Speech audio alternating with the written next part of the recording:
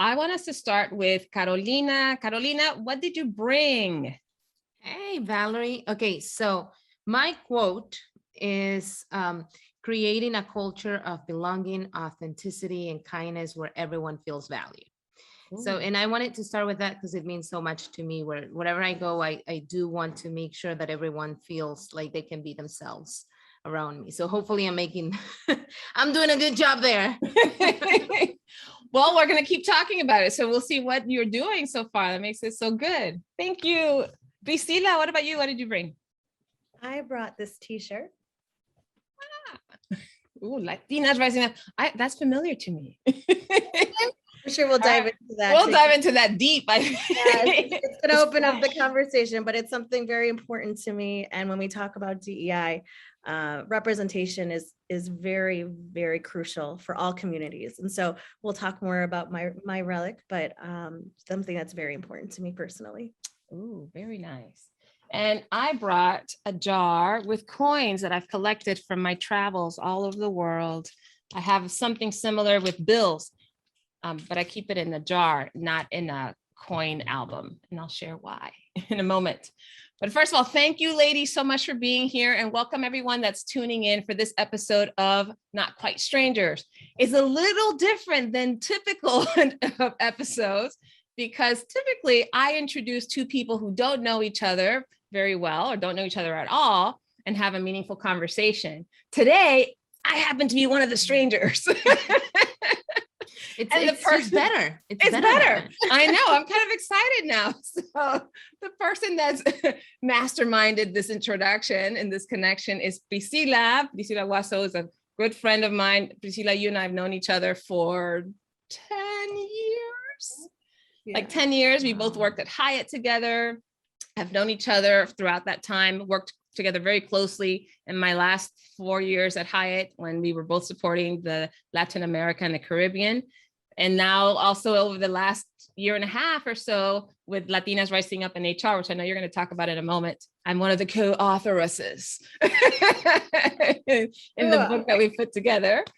So thank you so much, Priscilla, for masterminding this experience and introducing me to Carolina. So I'm curious, Priscilla, I can't say much about Carolina, so why don't you introduce your friend and why you wanted us to meet? Thank you so much, Valerie, for having us. And you know how much I love you and everything that you do. I want to introduce us both and everyone watching to Carolina Veira. She has a heart of gold. She is one of those people that you can always count on. And more than anything, she sees truth and love and just an abundance of blessings in each person that crosses her path. Her day job, she works as a leader in DEI in the healthcare industry. But I would say who she is as an individual is she lives opening doors for people, and she lives that in everything that she does. I want to give away everything about her, but no, she's a beautiful person. And not only does she say what she wants to do, but she acts on it, and she invites others to be part of it. I met Caro when I moved to Miami. There's a story there in itself. But she's big on, again, when she finds folks that she connects to, and which is, I can't, Caro, I think there's nobody that you have not connected to or can find a connection with, but she is always there 100% and gives her all with everything and gives her heart away to many folks, and is a phenomenal leader that I can only hope to aspire to continue to emulate as well.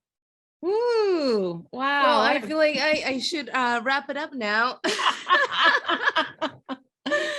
How can you compete with that? And oh my God, my heart is just, you can't even, when you find the angels in your lives and your life, and Priscilla certainly is one of them. And I can't say enough about her. I mean, Valerie, you know her, but there's a reason why we're here today having this conversation, and we're all aligned and this is happening. So I'm a believer of that. God works in mysterious ways. Yeah. But I'm just so blessed to know Prissy and now to know you and be part of this beautiful community, truly. Thank you so much. Yay. Oh, thank you so much. I would hope it's a blessing, but you'll tell me at the end of this. Okay. Let's see how this blessing goes, unfolds. No, we'll have to reunite in a year. we'll do a reunion. But you know, and I told you this, Priscilla, when we talked, I said, one of the reasons that I was just like, yeah, I'm totally open. Of course, I would take a phone call or an email intro any day. That's a typical traditional way to introduce. But Priscilla, I trust you. You are a woman who sees possibility when there is none. You have a barometer for positive experiences, uncharted. I mean, like off the charts. And I so appreciate how hard you work at making sure that everybody in your surrounding, everybody whose spirits or souls you touch has a positive experience in your presence and in the presence of other people. So I was just like, if anybody could do this, and I would trust to have a Freaky Friday kind of upside down experience, would be Priscilla Guasso. So I'm like, yes, bring it. So I'm so grateful for that. And I, you know, the other piece is this podcast I mentioned to you two earlier is really about inspiring curiosity between people, building connection, as the two of you already naturally do, and I do also, but then also disrupt the status quo a bit, right? Which is, yeah, the typical introduction would be, hey, let me introduce you to my friend. Like you get a little email introduction, or you send somebody their contact information and you reach out, set some time in a calendar and you have a conversation. But my hope today is that we go beyond the typical get to know you conversation into like something that has heart and meaning, that's meaningful, which is why I asked you to share your, you know, what did you bring? And you have a quote, Carolina, Priscilla, you have your t-shirt. So I'd love for you two to share, what is it about your quote that's so meaningful? I know you gave us a little bit of a flavor, but Carolina, if you could expand on that and what you do to bring that quote to life. And then Priscilla, you also to share why, you know, why that t-shirt and why Latinas Rising Up in HR has such meaning for you.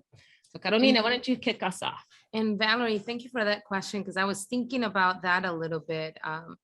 Even before we started the conversation, I'm like, we're so quick to act and to judge people, right? And unfortunately, we're raised to always be prepared for the bad things that can happen. But I remember growing up, my grandpa would always tell me to look past all the noise and always see the good in people. So to me, it's always important to, despite all the muddiness and all the gray areas, to see, like you said, like Priscilla does, the possibilities. I try to always focus on what's good and what's great about people, and what each one can bring to the table and add to our lives. I love that. Love that. Well, I know you have, do you have a chef in house? Because whatever they're making sounds delicious. I don't know what happened, that I think somebody, you know how it is when you're like, please, everybody be quiet. And then somebody has to do something at that time. Yeah, I think that's what happened just now. I apologize for that. No worries. We welcome all in the room. This is about building connection. So I don't mind at all. Bring the spirit of the noise into the space. Oh man. I promise the next time I'll do the cooking. Okay. Well, Are we talking like a demo here? Because oh no, it could be anything you want. Anything you want. I'm coming to your house. Oh, there like live? Oh yes. Like live, Valerie, live. Ooh, okay. We should do that. We should do a session or something. Yeah. How cool with that? And because you're from Ecuador, right, Carolina? I am born and raised all the way through high school, finished high school there. And I'm so proud to be Ecuadorian. I can't even begin to tell you, but I say always that I'm 100% Hispanic, 100% American, because I do feel it that way, that we are a mix of both cultures, and we're in the middle, and we can take the best from both, right? Because most likely we know how the system works here, and there's beauty in it too, but not much can compare to where you come from and your values and your culture and the people there. So it's beautiful to be able to mix both. I love that. Now tell us your quote again. I want to make sure that I got it and tie that back to something you shared. Go. Sure. Creating a culture of kindness, authenticity, and belonging where everyone feels valued. I always say that I live by it. It doesn't matter where I go. To me, it's important that everyone has the opportunity to be transparent and to be honest, right? And to be honest with themselves. I remind people and that's what I always try to do, to be kind to others, yes, but also to be kind to ourselves, to take a moment to really love what you do, and love the path, and all the hard work that it has taken, all the blood, sweat, and tears. Because I look up to Priscilla, obviously, for obvious reasons. She's a wonderful leader. She's creating so much beauty with Latinas rising up in HR. But I know it takes time, it takes commitment, it takes not being able to do certain things, right? That, oh, I want to lay down on a Sunday and do nothing, right? After working crazy hours. But it takes commitment. Sometimes you can't do that, but what you're building, it transcends time, and that's what I aspire for people that are around me to feel comfortable doing, to know that to create beauty, there's also rough times. There's also, like I mentioned, blood, sweat, and tears, that you have those times are also important to get there. Totally get that. And, we're creating some of that right now, right? The kindness and authenticity and belonging. So thank you, Carolina. Priscilla, tell us about Latinas rising up in HR. Yeah. So it's a community made out of love and hope and aspirations. As I've shared with a lot of folks, and we've all experienced it in different ways, but I wanted there to be a place where it elevated Latinas that are rising up in HR, literally what the title is. I had a hope, because I personally didn't see enough of Latinas moving up in the corporate ladders where I was at in different companies. And I just kept looking around and I'm going, I can't be the only one. There's got to be others that want to get there if they want that, right? If that's what they aspire to. And when I finally got to a role that was very high in the organization, I said, I got to do something. And I had been sitting on this idea for 5 years. I'm like, one day I'll get there and do it. Or I'll actually thought, whoever does this, I'll follow them. I'm going to be right there behind them. Yeah, no, and that's not what happened. I had a few people say, Priscilla, why do you think you can't be the one that does it? You can be the person that makes that change. And I doubted myself for many years, because it's just, I'm going, no, but I'm Priscilla. And on the contrary, many people say, yeah, but you're Priscilla. And I'm like, okay. Yeah. So it took time for me to dig into me to do it. But then not even that, it was also, I had to be in a right place of mind. So I took care of myself for the year. I left my job. I took care of my health, mental, physical, spiritual. And during that year, that's when we launched our book. And I looked for authors like yourself and others. Yes. And anytime I see a Latina in HR that touches DEI, CSR, benefits, compensation, it's like, hi, I want to meet you because I want to get to know them and their hearts. And actually that's also, I think I've shared that with you, Caro, but that's also why I gravitated to you, because I'm like, oh, she's getting into the DEI world and has a finance background. And I like that. That's so neat and different. And we've now started talking more about that. But it first took, let's learn about each other first, our life stories. Let's do life together. And that's why I did this platform, this movement with our book. I really thought there's so many amazing women out there. We don't know each other, but when we do, that's where there's power in numbers. And you can influence so many women, just like you. I wanted others to meet you, Valerie, that were in our circles, because our circles is, as I heard, it's like a ripple effect. We have this circle and you have this circle, but when you start expanding, they cross over to each other, and you just create this magnitude of energy and change. And I didn't see that in the HR world for us yet. So here we are, 400 folks strong, started from 20. 400? At 400 strong, yeah. I know, in 1 year, it's amazing. And now, everyone taps in when they can, because we have a lot going on in our lives.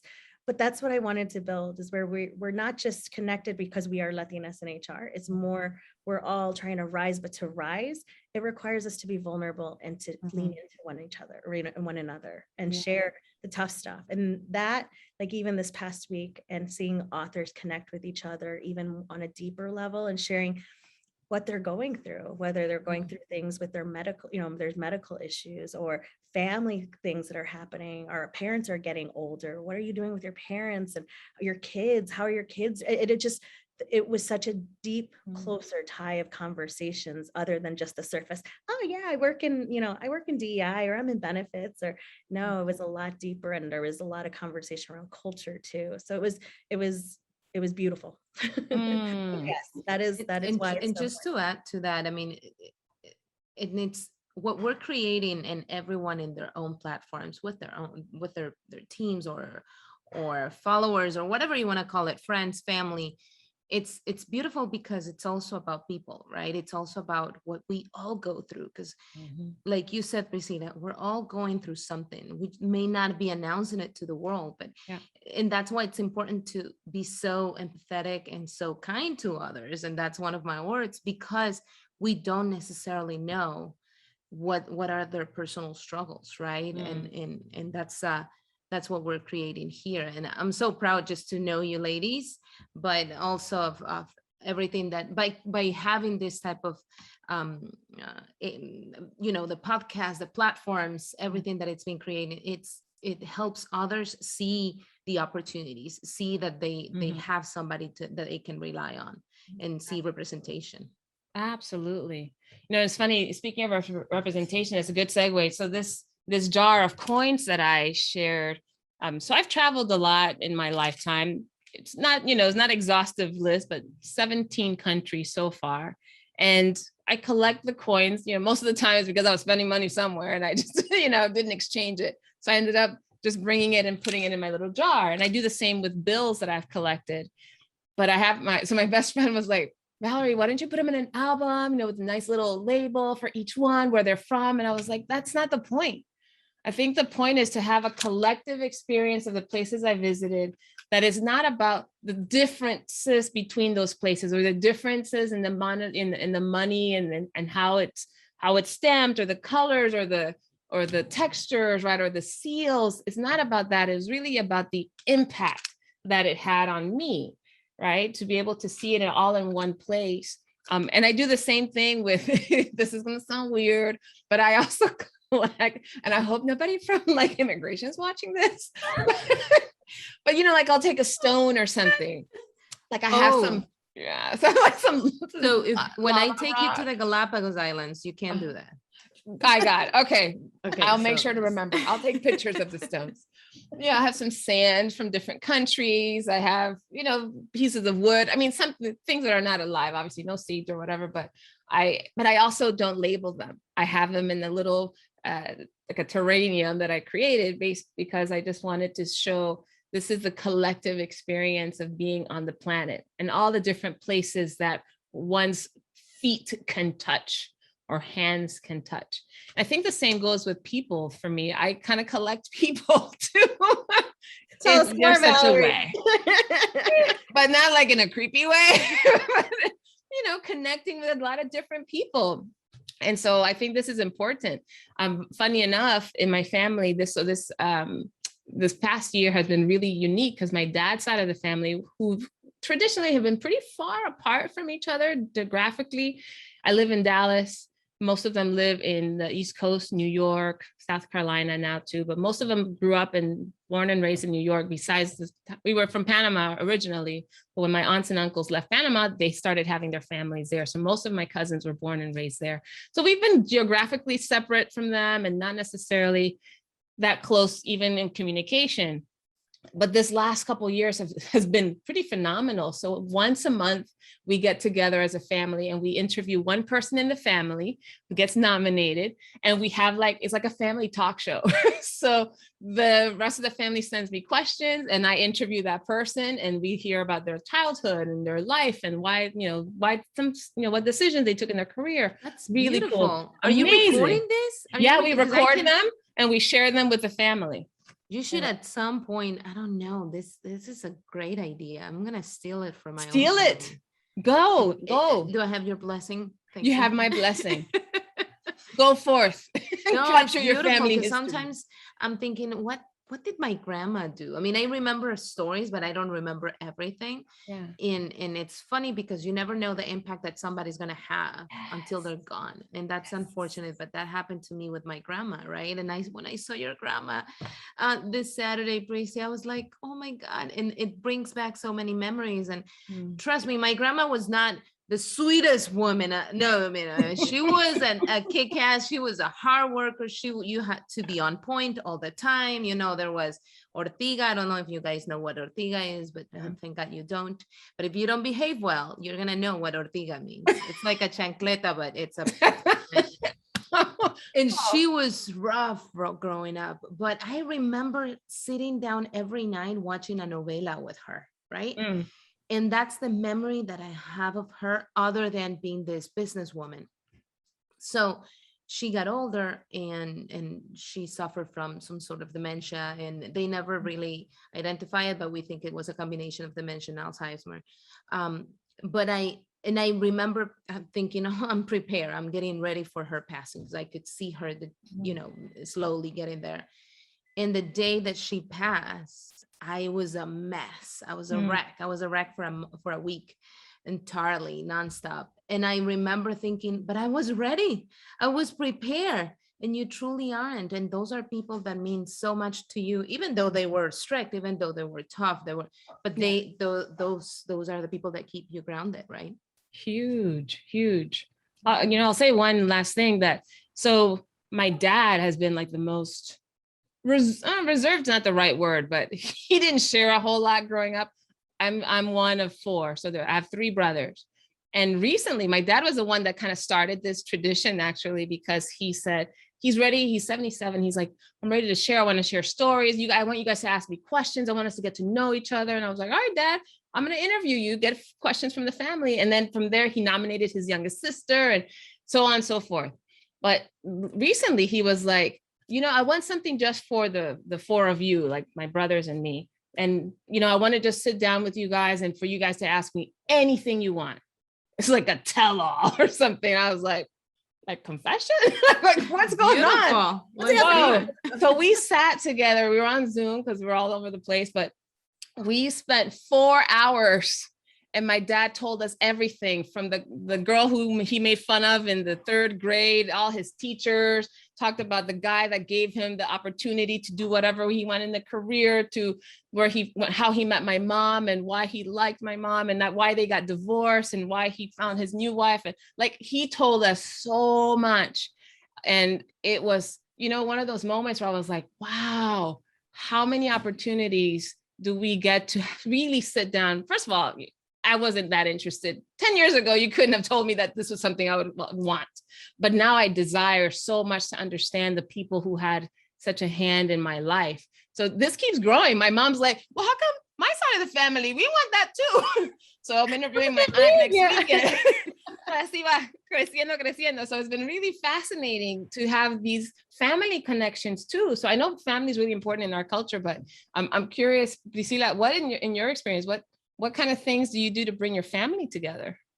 Yeah, well, with the pandemic, it was really hard. We're a very tight family from my dad's side. There's, people say like, oh, my family gets together. I'm like, oh, we're like 50. So it's a party every time we get together. Wow. And I love it though. I mean, there's the one thing though that was tough is we try to stay connected, but everyone's in so many different places. And as you talk about connection, this time being away from each other also required us to be closer one-on-one, which is not something we always do. We're all in a party and we're loud and talking over each other. What are we talking about? I don't know, but everybody wants to get heard, right? But what happens at the end? Nobody got heard. We're all just yelling at each other. But what was nice during the pandemic is I got really close to certain cousins that we weren't as close to before. But I think that's one thing that we've all learned during this time is that need for connection is not always physical. Like we don't always have to be right next to each other or trying to scream over each other in a big group, but it requires making an intention, right? And I think as all of us are getting older, because we have 3 generations that we take a look at with amongst us all, I go, as we get older, we're seeing more and more that we want that connection and everyone's looking for that. And so we've said, for Christmas as well, try to get together as much as we can. We'll even do it on Zoom. And I hosted a crazy Christmas Zoom with games and presents and all of that. So I tend to take that part because not everyone knows how to work Zoom. So I was like, I'll send the link to show up. We did baby showers. We did a virtual baby shower for my sister and my cousin and my other cousin that lives in Italy. So we're all playing games on video.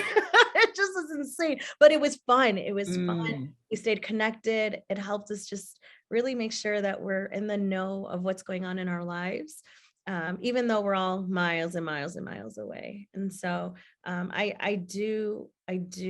very grateful for that. And then on my mom's side, it's much smaller. Everyone's in Mexico, and they're still a good number of them are still there. But we've now started introducing Zoom to them a little bit more, and they're a little older. And so they're just like, well, mija, I can't figure out where's the button. And they keep muting themselves. So I'm like, I don't care if we've been in this pandemic this long, they're still figuring it out too. But we try to stay connected in those means, and WhatsApp has helped tremendously, and even sending voice messages to them and to one another. I have an aunt that I haven't spoken to in years, and she's learned. My uncle passed away last year, and she figured out how to use WhatsApp, and now I get messages weekly from her, and I respond back, and I love it because I feel like I've never been so connected with her like I do now. And that's beautiful. Again, the timing is just perfect too. And so we do a number of different things, but we had to get very creative this last year, and it was fun. It was fun though. It's some work though. Yes, we did some similar things for Thanksgiving and Christmas. And then I think we did it one other time, like the big group, but it was a lot. It's a lot. Now I'm curious because obviously the three of us have an interest in this idea of diversity, equity, and inclusion. So what influence did your family of origin or your experiences in your family have on you being attracted to that particular field? That's a great question. I think for me, personally, my dad is Black descent. And my mom is obviously it's not so like indigenous or yeah, I mean we're all a mix of a lot of races, right? At this point we never, I'm sure that there's Asian and there whatever, but yeah, she's more European and indigenous and the whole thing. So growing up, the first story that I learned from my family was that my grandma was so upset with my mom because she was with a person who didn't look like her. And I always felt like, what do you mean?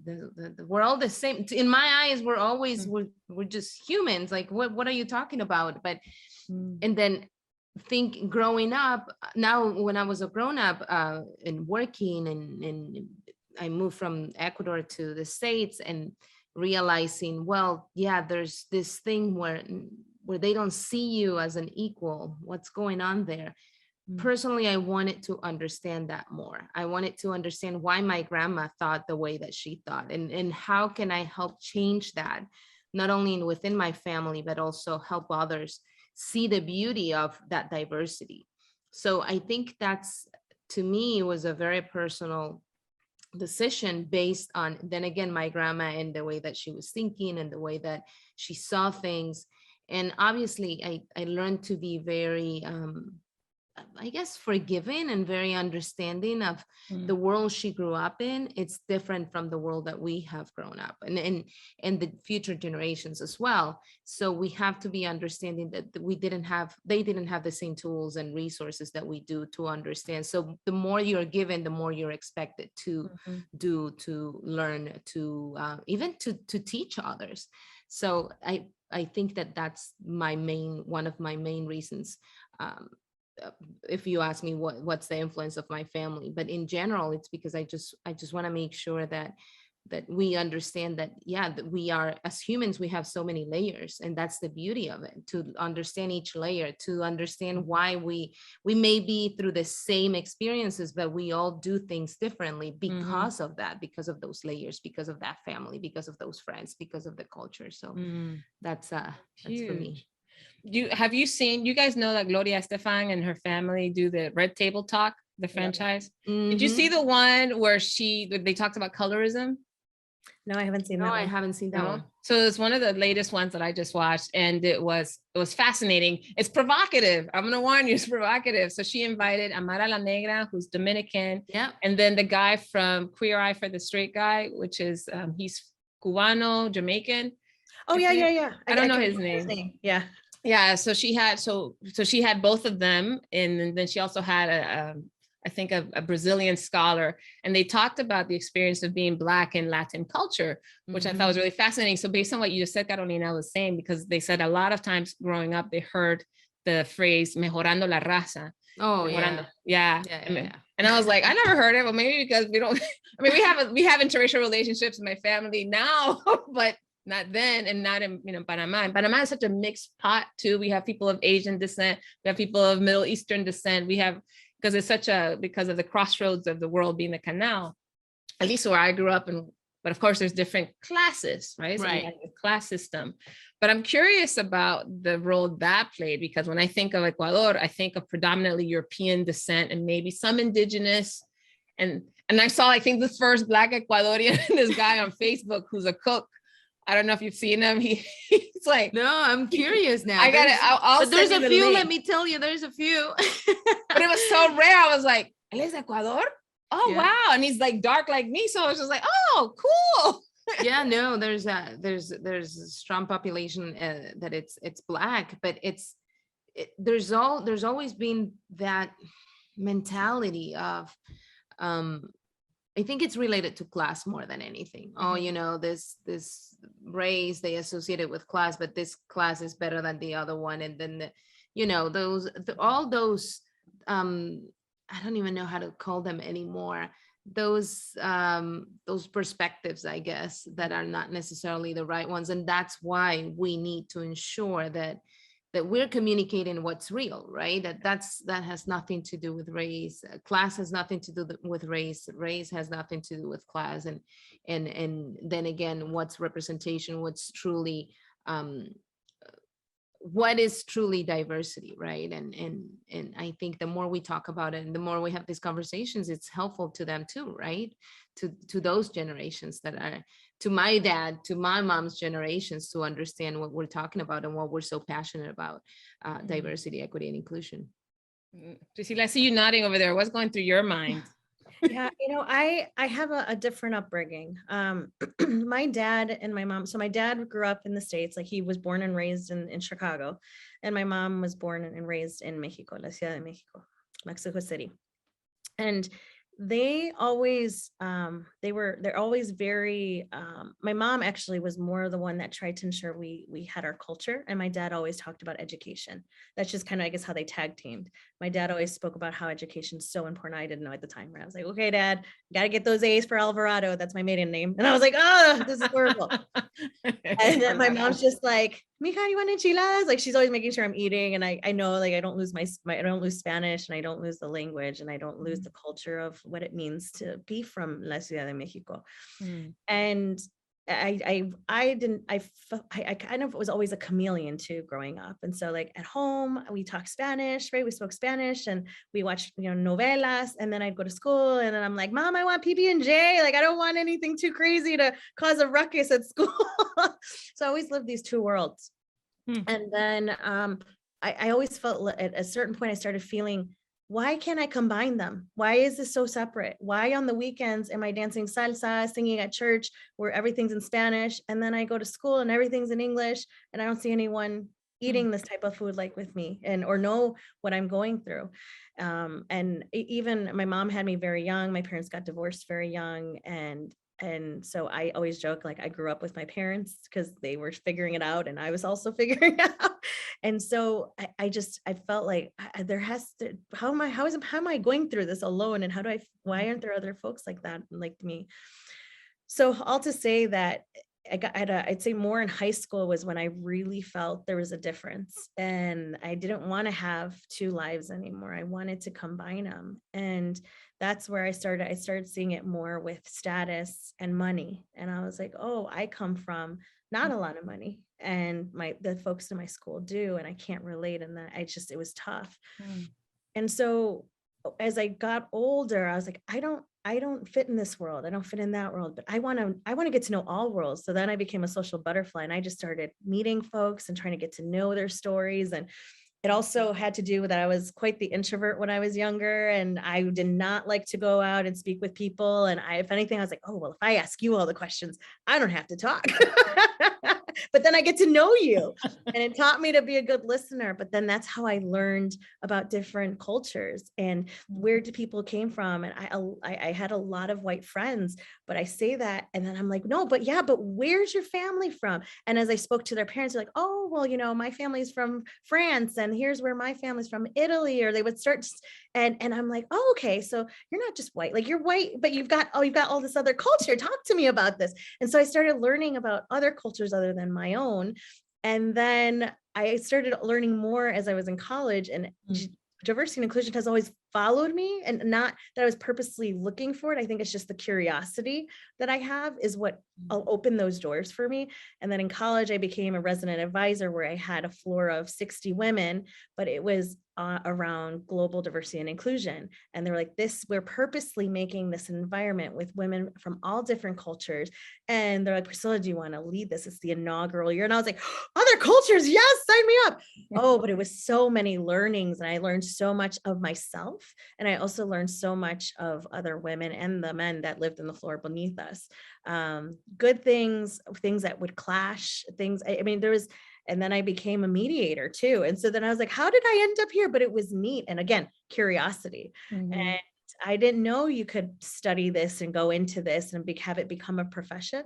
And again, just following my curiosity. So all to say, it was a mesh of both personal and professional that I feel like, for me, I believe in God very deeply. And so I feel like he was helping guide my way. Mm-hmm. And I had to just keep following my curiosity. And it led me to eventually working in global diversity and inclusion. But even after then, I wanted to do more. And that's where then we got to work with each other in Latin America. But my curiosities, that's where I was like, oh, I want to learn more about everyone in Latin America. There's so many different nuances, like we're talking earlier, right? Like La Chancla, and what do you say? And what do I say? What does that mean? And I laugh because now that I live in Miami, it's the same thing here. And you don't know where anyone's from. And it's exciting at the same time, because you start building even greater empathy and connection. And you see people for who they are and the experiences that they've had. And I've realized, and it's one of the biggest things I hold on to too, Caro, that you said, is everyone's going through something, right? And I think we've learned that more so this past year.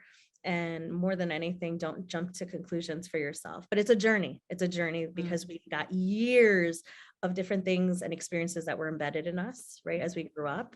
And there's also a lot of healing that we have to do in our own journey. So not to say that mine's done. I got a lot of years to go still, hopefully, knock on wood.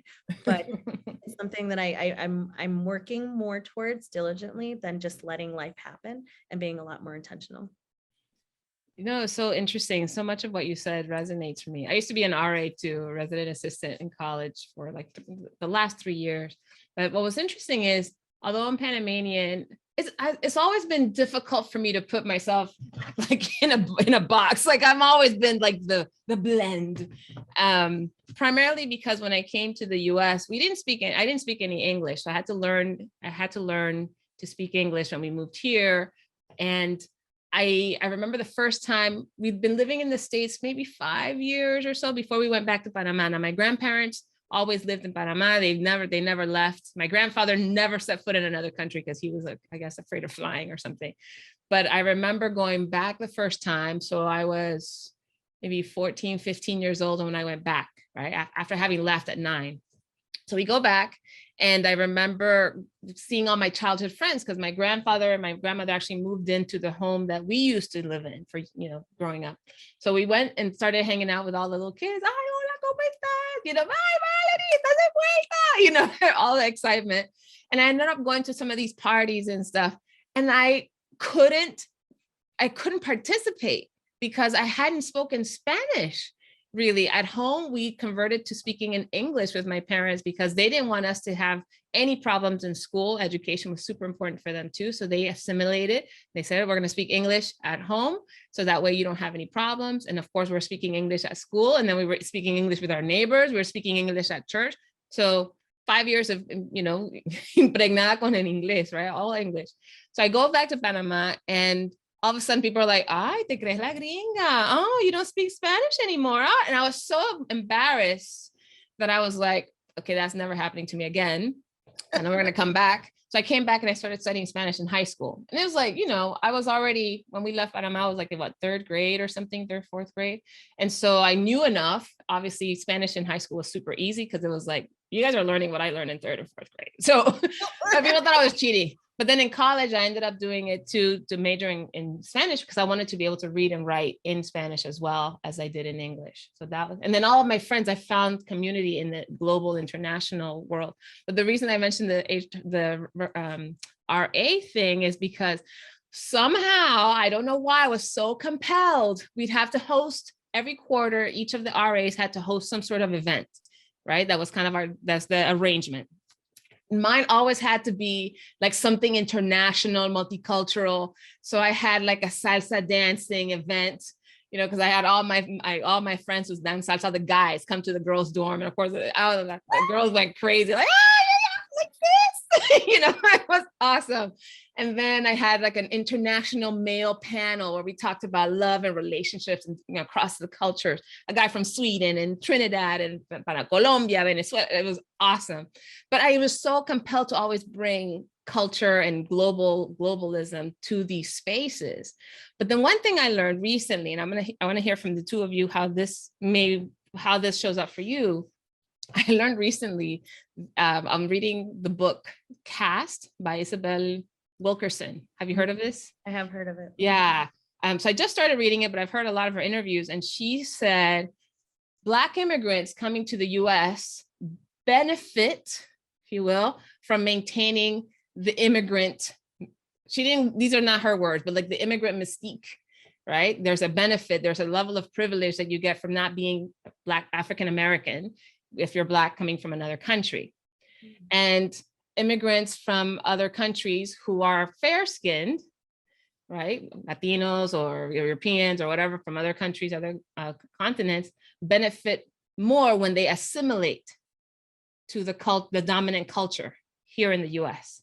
And I was like, I've been doing that. Oh my gosh, I've been doing that for privilege because I'm like, no, I'm global, I'm international, I'm from Yo Soy Panameña. There's always this little, that I'm not very proud of, but at the same time, I'm kind of like, oh, has that been because I received some level of privilege for it? And this really started to question, it wasn't something I did consciously, but I really started to question, is that part of my desire to stand out in a way, to not necessarily always, when people say, oh, are you, because I grew up in Alabama, that's the other thing, high school and college in Alabama. So I was like, I'm not from here, y'all, I promise. This cannot be my reality.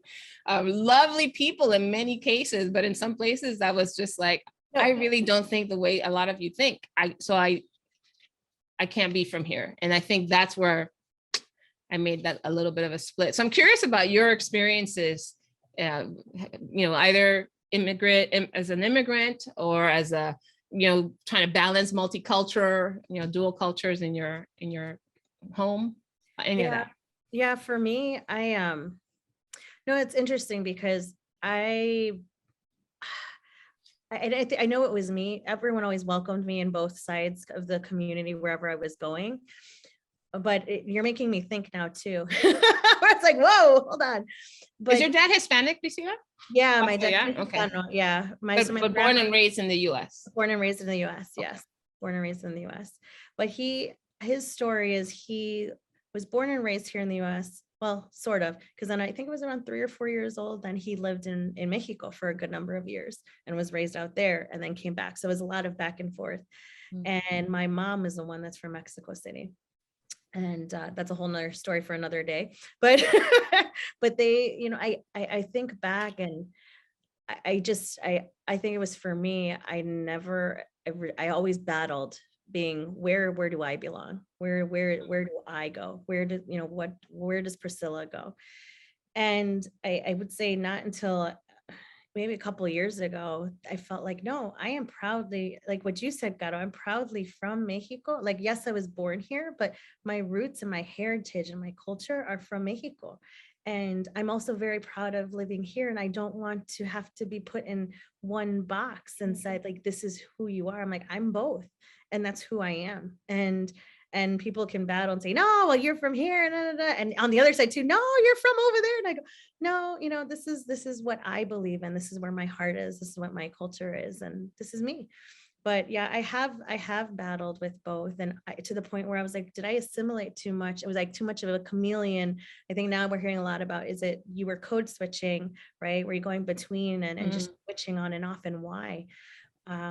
But I will say now, being and learning from everyone's experiences, even within Latinas Rising Up and just in HR and every other community that I've been in, I'm not the only one that's been going through that, right? So what I've learned, and it's supposed to be a journey, and you're supposed to learn more of who and where and what is it that you represent. And at the end of the day, I was like, you know what? I'm here to help others, to give back to others. Wherever you want to put me, that's on you. This is where I belong. This is what I do. This is what I do. This is who I am. Is it?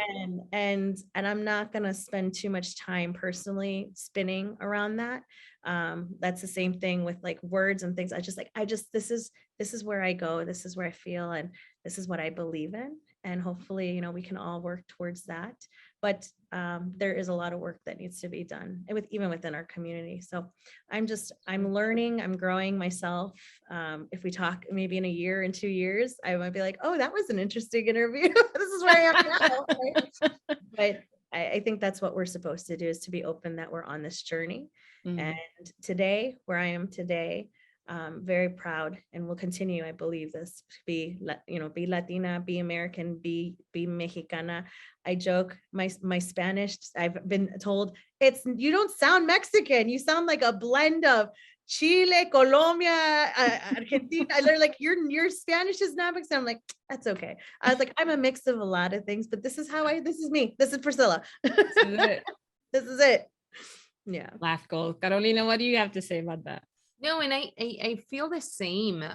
Actually, I think that we are a mix of a lot of experiences and a lot of cultures and countries. Listen, I mean, whenever I go, I want to meet people, and I want to make sure that they feel home. And it doesn't matter if they're Mexican, or it doesn't matter if they're from Switzerland or whatever. I mean, I just want to learn from them, eat with them, listen to their stories. So I think that if it helps me for you to feel more comfortable, based on the fact that I'm Ecuadorian, hey, good for me, right? And if it helps others to feel more comfortable around me, because I also feel 100% American, say, hey, good for you. I mean, we're gonna have a fabulous time. But to me, I am a blend of a lot of things. I'm a blend of cultures. I'm a blend of experiences, of stories, of songs, of food. I mean, I can enjoy an encebollado, or like tres leches, as much as I can enjoy escargot and pasta or pizza. So that's the beauty of being human, that we have access to all those resources. And I have to go back to what you were saying when you're celebrating, Priscilla, with your family, and Valerie interviewing all these people, just thinking about the opportunities that we have now with technology and have that access to people. I mean, why not? And people in other countries who may or may not be Latinos. And, let's use all of those resources and all our experiences to our advantage, to connect more and to open doors for others. That's what I'm about. And if others see it as an advantage, well, it is. It's my advantage. Uses all the advantages. Yeah. It's so funny you say this, because Priscilla, I made a very conscious decision. You gave us the option when we were doing the estreno, the book launch for Latinas Rising Up in HR in Spanish, you gave us the option to do either English or Spanish. And I was like, I'm the only Black person in this group. And there are going to be other people watching from all sorts of backgrounds. And I want them to see representation, that there are Black women or Black people who can speak in Spanish and could, that's not something that you see very often in the media. You really see very little when you think about the magazines or you think about news programs, and very, very few times will you see someone that's dark skinned on camera in the Spanish speaking country. And so part of it for me, I was just like, no, quiero que ellos sepan que yo hablo español, right? Aquí estoy. Yeah. Right. So I think, talking about the chameleon, for me, that was my code switch. So I did a little code switching for your for the launch, because I think it's important, and not only important for other people of color like me, of dark color like me, but also because I think there's some people still are surprised that I speak Spanish when I tell them I'm from Panama. They're like, from Panama? Oh. And then I speak Spanish and they're like, oh, you're like, Panama is a Spanish speaking country. Like, what did you expect? But, I mean, we have a lot of people of West Indian descent, right? Caribbean descent. So there is that. But anyhow, I think that's part of the representation, is really showing people what's available, not so that we put another label on something. I think that's probably what I've been battling against. It's like, it's not so that we have another label, but Carolina, you said to the point where you see that there's a richness, like there's so much, you mentioned kindness, diversity, and belonging, right? So that people can see that there's beyond the place you're from, the language you speak, the foods that you eat, the word that you use for XYZ, that we are so many layers, right? That we can go beyond the labels and connect to each other as human beings, having very unique experiences and coming into we come into our bodies, into this planet, and it's so random too, right? Think about it. How many times do you get to choose where you're born, or what language you speak when you're raised, or what religion you practice, or what schools you go to? We have so little choice sometimes. It's such an arbitrary move to think about that being our identity. We had no choice whatsoever if you were born in Sweden or if you're born in Chile, if you're born in Nigeria or if you're born in Japan. Nobody, like, who has the choice, right? And so, but we stick so much to those labels and that identities, like, we're missing out. And that's what I'm committed to, is just helping people build those connections beyond those labels.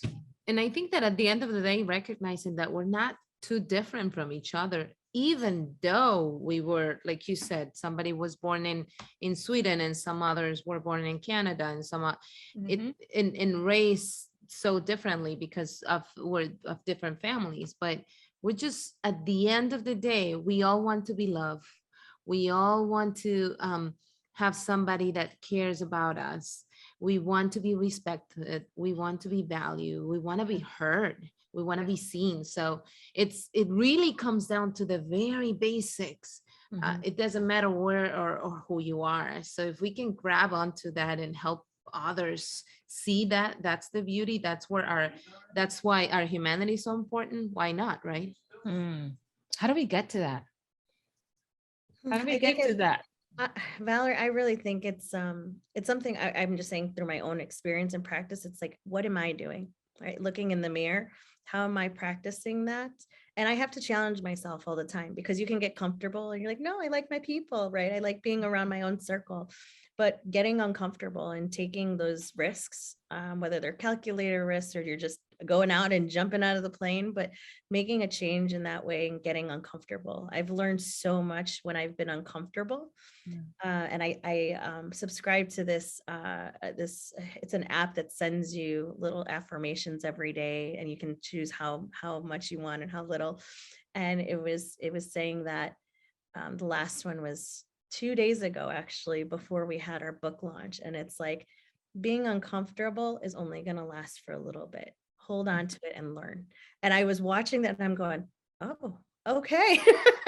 And it hit me because I'm like, you know what, sometimes it's easy to be in a comfortable space, but you learn and you miss out. When you get uncomfortable and try something new, you could be missing out on something like your new best friend down the road, or maybe a connection that could open so many doors for you, or maybe you were meant to do something in that person's life. But I really think it comes back to what are we doing individually through actions to really make that change.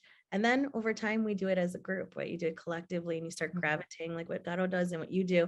And what I do is with other people that are on that same journey, that are trying to do something similar. But I think we're still learning, right? We're still trying to figure it out together. Yeah, and I agree with you, Priscilla. It's a lot about connecting, making time, making it a priority, right? And one of the things that I also do is I do interview people that are part of a book, right? A Hispanic Stars Rising, that it was also published by Jackie from Fake Factory Media. So kudos to her, because she's a fabulous human being. She's fantastic.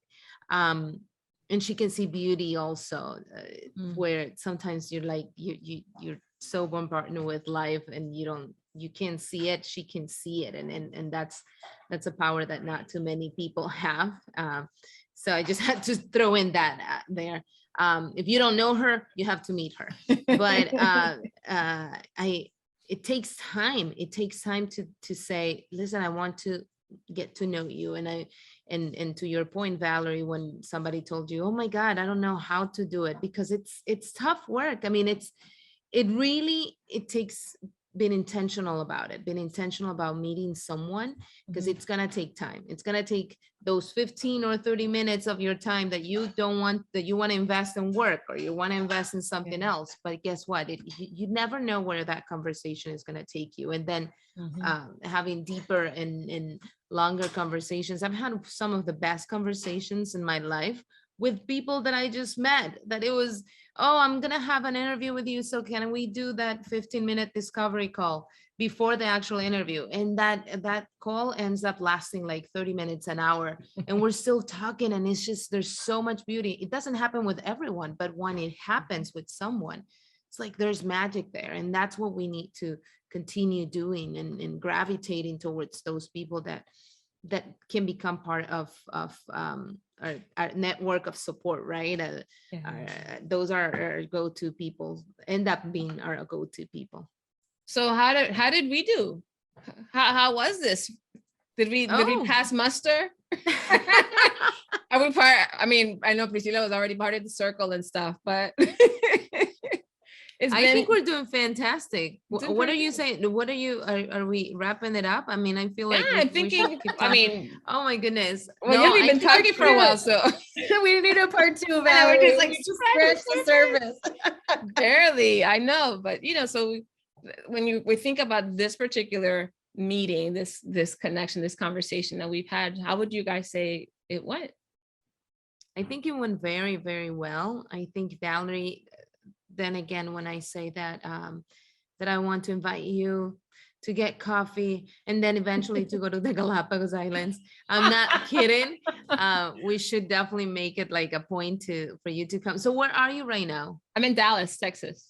Ooh, I've been meaning to go to Dallas, so maybe we should have a book launch there, Priscilla, Anytime. for your book.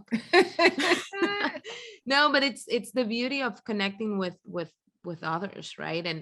And Valerie, I mean, I know I saw your presentation during the book launch, and I know that there's so much beauty in what you do, and thank you for this space, right? Because sharing this and sharing a little bit of who we are with the world.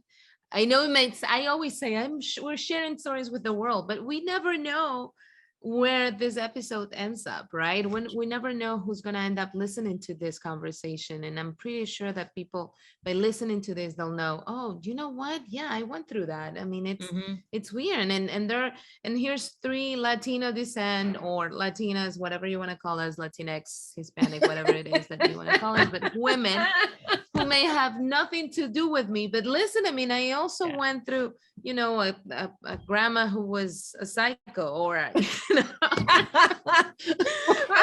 she went from being a tough cookie to a psycho. Okay. No, she was a tough cookie. She wasn't a psycho. And she's watch it tonight. She's gonna be pulling. She's gonna remind you where I'm at. Yeah. What did you say, baby? I know. Here comes Ortiga. Here comes Ortiga, exactly. But see, and we're not too different. We're not too different from each other. But you know what, you're right. And it requires just taking time, putting time aside and listening, really just listening, shutting off the phones, connecting one-on-one, really trying to see where are those connecting points. And then even just listening. I mean, I learn something new from you every time, Valerie. Every time you're like, can we do something? I'm like, yes, what do you, I always learn something new and I love it. Your soul is beautiful and the work that you do is amazing. And I hearing how you made that decision to purposely speak in Spanish and to that's what that's, you know, this platform is. And it's like you use it however you want, right? And I love that you did that. Hearing that actually is because other young girls hopefully are seeing this, right? Or you like you said, Gato, you don't know where all of this is going to go or who's seeing this. And then you just made them think, whoa, she speaks Spanish, right? She could sing in Spanish too, which I love, by the way. And so that's the thing where it's like you break stereotypes every day, but it's not because you're trying to break them. That's just who you are, and you don't fall into those boxes. And so I love that. I love hearing that because we are not meant to be put in one specific box because we're just such complicated, beautiful, different people. It's just, that's who we are. And that's a great point, Priscilla. I recently read somewhere that, or somebody, I think it was an NPR who said, we are that combination of love and hate and beauty and you know, bad moments and not so pretty experiences. And we are, it's just, what do we decide to do with all these feelings and all these emotions and all these experiences? That's the end result. So it's that constant learning and in making sure that we let people in, we make space for people who are going to elevate us, and we're gonna elevate others with our stories. So again, Valerie, what you're creating here and what you're building here is, it's beauty. It's beauty in itself, because you're giving others opportunities to share experiences. And I love that. I learned so much from listening to others. So thank you so much, truly. Well, I appreciate that you guys shared what you did. I think, you know, one of the things that I'm so conscious of in these spaces and these conversations is, you both said it takes time, right? There's an intention behind it. But I want to challenge this a little bit. I want to challenge that it doesn't have to take any more time than you would, you know, like literally in the crossing of an aisle, you could have a meaningful connection with somebody. I remember, and I do challenge myself on occasion to do this when I remember this, but I was at a supermarket. I was in the checkout line, and I remember the guy who was the cashier was having a nice little banter with the person that was in front of me. You know, they were just, I don't know what they were talking about. Maybe it was the weather. I have no clue, but there was like a little laughter. There's a little, you know, there's a good vibe there, right?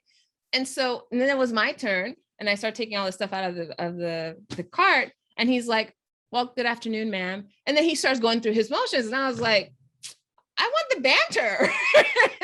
So I remember asking him, I'm like, oh man, he had all these tattoos. He was sleeved. You could see it peeking out of his shirt. And I was like, hey, I love all those tattoos. What, you know, tell me about them. He's like, which one? I'm like, your favorite. And so he picked one tattoo, and it was like, he said, he's, you know, he's very fair skinned guy, brown hair, blue eyes. And he says, I know I don't look it, but I'm half Filipino. I was just like, cool. He said, my mom's Filipino, my father is from Texas, but I grew up going to the Philippines every year. And this tattoo represents, like, it used to be an ancient language of the Philippines before it was colonized by the Spaniards. And it's the kind of like a hieroglyphic marking of my family tree and whatever. I mean, in like, and you know, he's swiping all my stuff through the scanner as he's talking. So in what, 5 minutes, if that, I had this beautiful conversation. I learned something completely different that I was not expecting from someone that I could have just, you know, hey, how are you? How's the weather? How much is that? Oh, how much is this? Do I have a coupon? You know, that kind of interaction that we Did he give you a discount? I got no discount. It doesn't count if he didn't give you I know, right?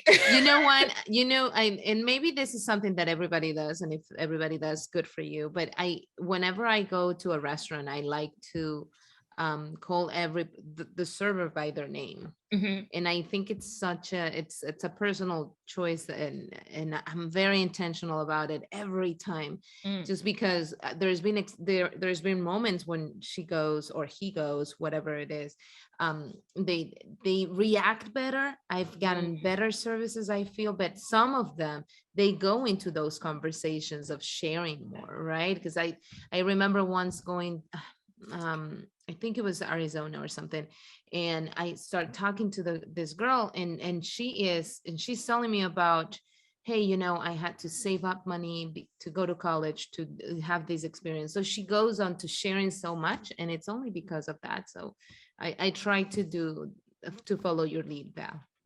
Well, I don't know if you're following my lead, but definitely I think humanizing one another. I think that's what you're saying, is how do we humanize our experiences? This is why I'm saying it doesn't take time, really. It just takes an open heart and an intention and curiosity, because we're already going to be there 5 minutes waiting for our checkout stuff, or taking an order, or giving our order, waiting for our cars to be serviced or whatever.